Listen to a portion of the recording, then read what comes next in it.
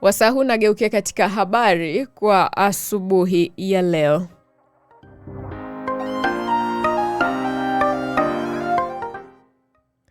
England. Arsenal imefungua kwa kishindo msimu wa mwaka 2026-2027 baada ya kuibuka na ushindi mnono wa mabao 3-0 dhidi ya Manchester City katika mchezo wa ngao ya jamii uliochezwa Jumapili, Agosti 16, 2026 kwenye uwanja wa Millennium, Cardiff, Wales. Mabao 3 ya Arsenal katika mchezo huo yamefungwa na Ricardo Calafiori, Kai Havertz na Martin Odegaard. Ni mechi ambayo Arsenal walimaliza mapema, kwani hadi wanaenda katika vyumba vya kubadilishia nguo baada ya filimbi ya mapumziko walikuwa mbele kwa mabao 2-0. Dakika ya kwanza tu ya mchezo, Calafiori aliwainua vitini mashabiki wa Arsenal baada ya kufunga bao la uongozi akimalizia pasi ya Miles Lewis.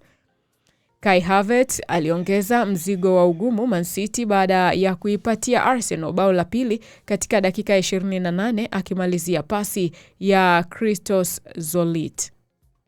Dakika ya 3 baada ya filimbi ya kuanza kipindi cha pili, Arsenal ilifunga bao la 3 kupitia kwa Odegaard aliyetumia vyema pasi za Zolis.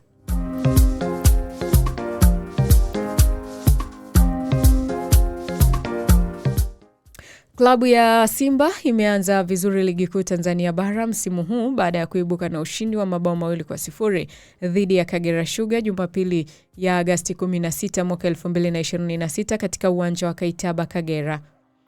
Mabao ya Simba katika mchezo huo yamefungwa na Ismail Toure na Elie Mpanzu. Toure alianza kuipa Simba uongozi kwa kufunga bao la kwanza katika dakika ya 45 ya mchezo, akiunganisha kwa kichwa mpira wa kona iliyochongwa na Libase Geye. Bao hilo lilidumu hadi refa Saadi Mrope alipopuliza filimbi ya kuashiria muda wa mapumziko. Kipindi cha pili hakikuanza vizuri kwa Simba, kwani dakika ya 54 David Kameta alionyeshwa kadi nyekundu kwa kosa la kumchezea rafu mbaya David Luhende. Kadi hiyo nyekundu ililazimu benchi la ufundi la Simba kufanya mabadiliko ya kumtoa Morris Abraham na kumuingiza beki Nathaniel Chilambo. Hata hivyo, Kagera Sugar ilishindwa kutumia fursa ya Simba kuwa pungufu uwanjani, kwani walijikuta wakiruhusu bao la pili katika dakika ya 67 lililofungwa na Mpanzu baada ya kumaliza kwa pasi ya Libase Geye. Yanga imeanza rasmi kwa kishindo, lakini wakati ikionekana kuwa na kikosi bora, ikifanikiwa kuuza mastaa wake wawili ambao wameipa fedha nyingi klabu hiyo, huku ikiweka vipengele vya kuvuna nyingine kwa nyota hao wa kigeni. Yanga imefanya biashara ya kwanza kwa kumuuza mshambuliaji Laurindo Aurelio Depu kwa klabu ya Petro de Luanda ya Angola kwa dau la dola $500 sawa na bilioni 1.3. Depu amerejea Petro baada ya kuitumikia kwa msimu mmoja wa mwaka 2023 akiifungia mabao 2, akiichezea mechi 5 pekee kabla na baada ya kuuzwa klabu ya Gil Vicente ya Ureno aliyoitumikia kwa miaka 2. Awali Petro ilitaka kutoa kiini cha dola $400,000 kwenye dili hilo, lakini mabosi wa Yanga walikataa na kufanikiwa kuongezewa fedha zaidi. Hata hivyo, kuondoka kwa Depu bado hakujatingisha klabu hiyo, ikisajili washambuliaji wawili wa kigeni, Cheikh Toure raia wa Senegal, lakini pia Peter Shalulile alianza kutema cheche akiwa na bao 1 tayari kwenye mechi rasmi za mashindano.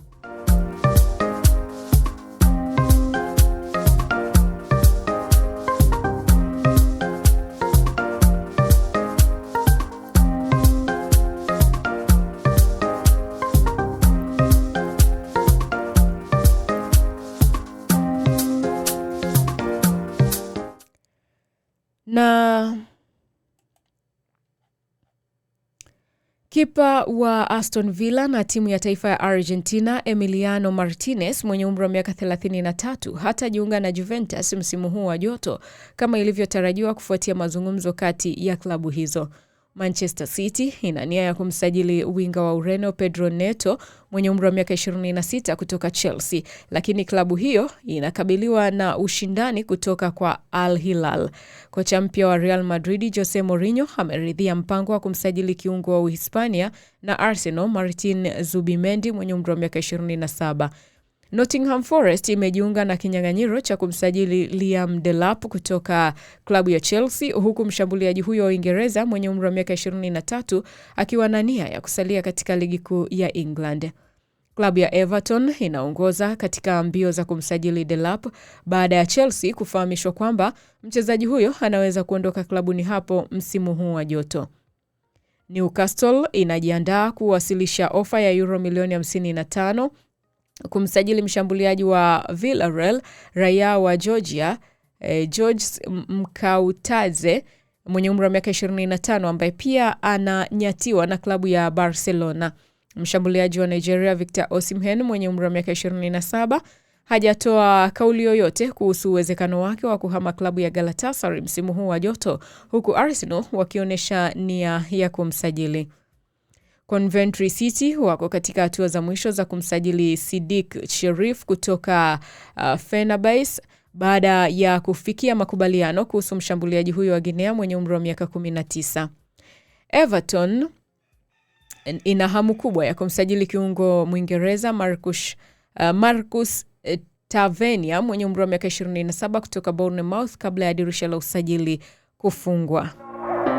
Na hizi ni habari nilizokusogezea kwa asubuhi ya leo. Yes, habari ndio hizo. Tuangalie sasa. John Ezekiel anasema habari ya asubuhi. Habari ya asubuhi, mko wazima hapo dadangu? Mbele kwa mbele. Asante. Peter anasema madam, habari ya asubuhi. Mbona tumepotezana sana? Habari ya asubuhi ni njema Peter. Mimi nipo.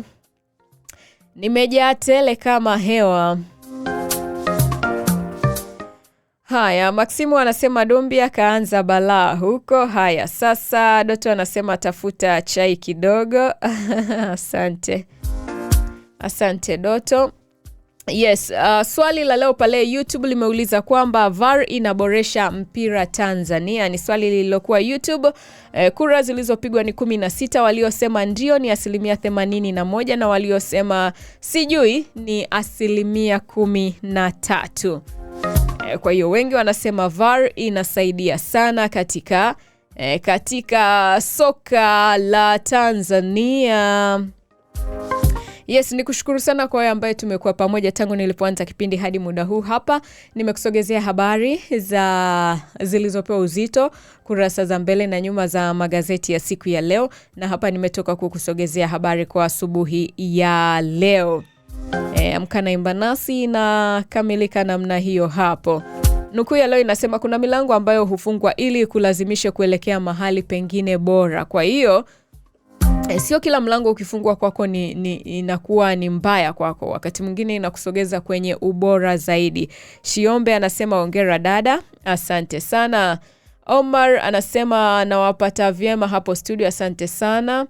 Nashukuru sana Omar. Haya, Mibulo anasema habari za hapo dada Salome, hapa ni kwema kabisa. Nikushukuru sana kwa wewe ambaye tumekuwa pamoja tangu pale nilipoanza kipindi hiki hadi muda huu hapa. Nikusihi tu endelea kuitegea sikio Imba Nasi Radio. Endelea kutufuatilia 2:30 tutajiunga na RFI Swahili kwa ajili ya kupata habari na makala mbalimbali. Yes, na 3 kamili itakuwa ni kipindi cha michezo. 5 kamili nitarejea hapa kwenye kipindi cha mambo leo. Hivyo tukutane saa 5 kamili. Mwenyezi Mungu akijalia. Muda wote huu ulikuwa na milango, jina ni Salome Mlai. Nikutakia uwe na asubuhi njema, siku njema, wiki njema yenye baraka na fanaka tele. Nakupenda sana. Kwaheri kwa sasa. Bye bye.